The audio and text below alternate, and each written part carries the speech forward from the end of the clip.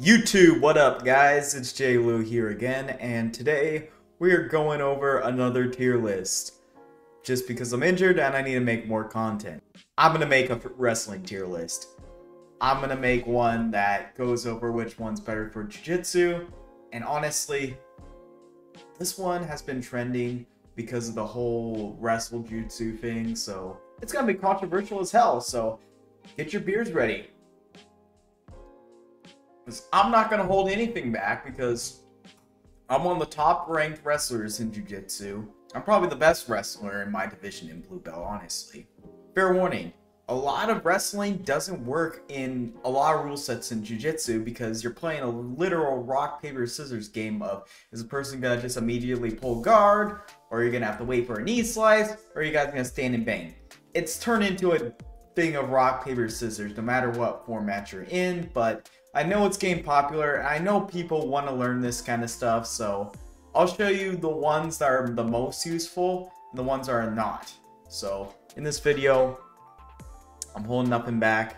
I got all the basic takedown forms that you would need to learn or are completely useless. I'm not going to add very many setups to this, like Russian ties and any kind of front ties, just because they're not takedowns. So let's get to it. So we're gonna go over the first one, which I would say obviously the first one's got to be a double leg takedown. Classic MMA takedown, always used in Jiu-Jitsu.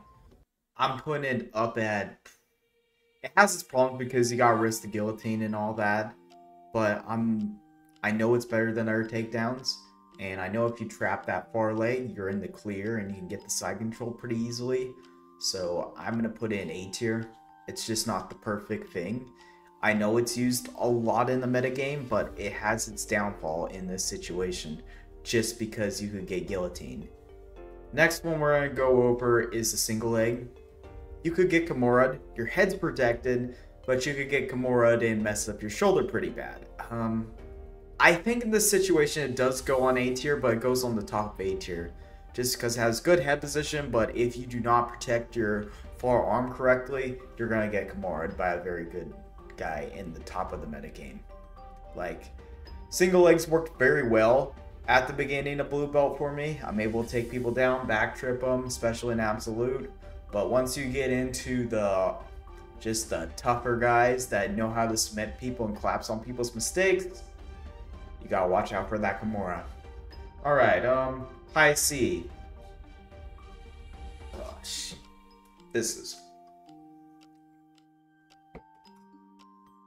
The high C was probably my best takedown ever in high school and in college, period. But it is terrible for Jiu-Jitsu. You know why? Because you're throwing a literal uppercut to get the takedown. So you're throwing that uppercut, high C, right down the middle of their crotch and wrapping up a single leg, and you're flaring it like it's a double leg. But when you do that uppercut kind of motion to control the leg, guess what? Your head position is going to be on the outside. It's not going to be perfect. It's going to have a perfect angle where your opponent can put in a solid guillotine because your opponent's far leg is free, and there you go. He can just fall back into a guillotine very easily. So I'm putting it in D tier. Like, I don't see any reason of using it.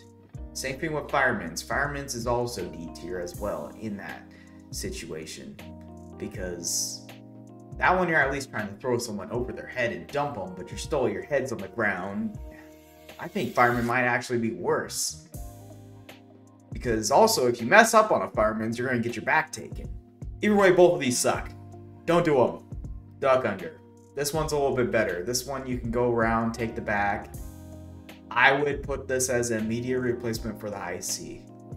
It takes it back very well. It's used in the metagame very well. Yeah, it's S tier. I don't have anything wrong with the duck under. Now we got the bear hug. You're just hugging them very hard and flying them straight on shoulders, which could lead to a lot of body lock passing, or your opponent can bail. I've done bear hugs to control opponents, and I've been able to pass the guard just fine and had not very much issues. If you're in this position and you actually take someone down, there's a skill mismatch. but it's still an ideal move. So I don't know, it's flawless. Maybe you might be put in closed guard, which is not good, but I think it's a solid A tier, right above single leg.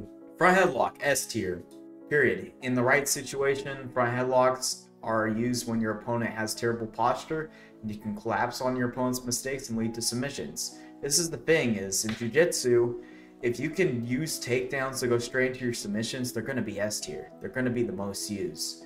So front headlocks are going to be your guillotines, your Darces, and your anacondas come from this. So look for that kind of stuff.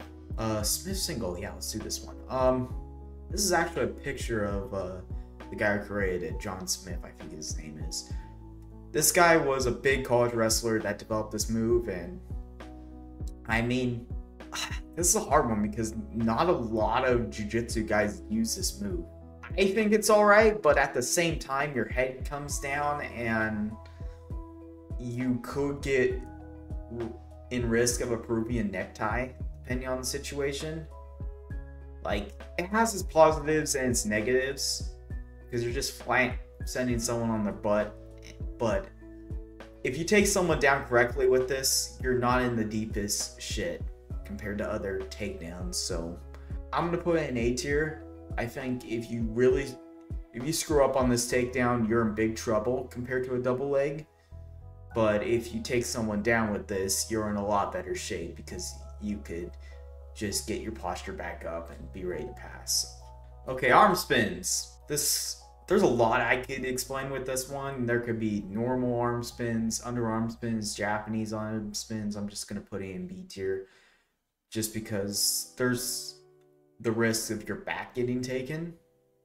But if you're able to do it, hey, good for you. Now we are going with lateral drop. Lateral drop's a good one for over-unders if your opponent's pushing on you. I'm putting it in B tier because there's no risks to it. Maybe you might get mounted on accident, but if you screw up, you just go into guard. So it's a low risk move, but it's not a good opportunity one. Like, you may get it. You may get it if your opponent's being dumb and pushing. Hip toss.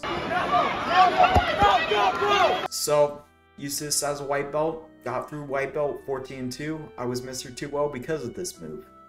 I was able to control people, and I didn't know shit with jiu-jitsu. I got my blue belt because I knew this move. Because I was able to beat people's asses with this move. And honestly, it's not the right way to get your blue belt, but that's how I got mine. Was being able to hip toss people in competition. I'm giving it an S tier. It is probably one of the best throws you can do. Ooh, the backhand. This is a lateral drop, but their weight's on their back foot, so I think this one's more versatile. So I think it's good enough to go on A tier and put it above lateral drop, actually. Okay, inside trip. C tier. I don't see any point of doing this. If you do an inside trip and get 2 points, cool, but you're in closed guard, congratulations. You're in one of the worst positions to get out of. And last but not least, moving this all the way up to the top because I know this one's the absolute best, the blast double leg. You're controlling both the legs, the head's right in the middle, and you're just blasting the guy around on his shoulders, and it's hard to recover from a mean blast double leg. That's it for the video. Like and subscribe, guys.